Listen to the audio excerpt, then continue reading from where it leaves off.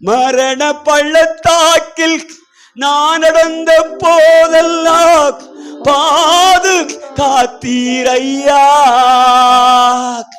மீண்டும் ஜீவனை கொடுத்து நீர் என்னை வாழ வைத்தீரையா.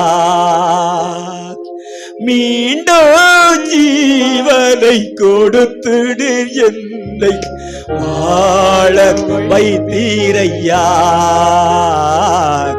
வாழ வைத்தீரையா. நன்றி சொல்லாமல் இருக்கவே முடியாது.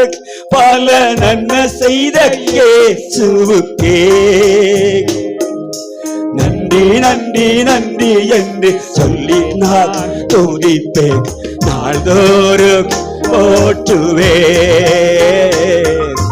நாள்தோறும் போற்றுவேன். நன்றி ஆண்டவரே, நன்றி ஆண்டவரே. நீ காற்றையும் காண மாட்டாய், நீ மழையும் பார்க்க மாட்டாய்.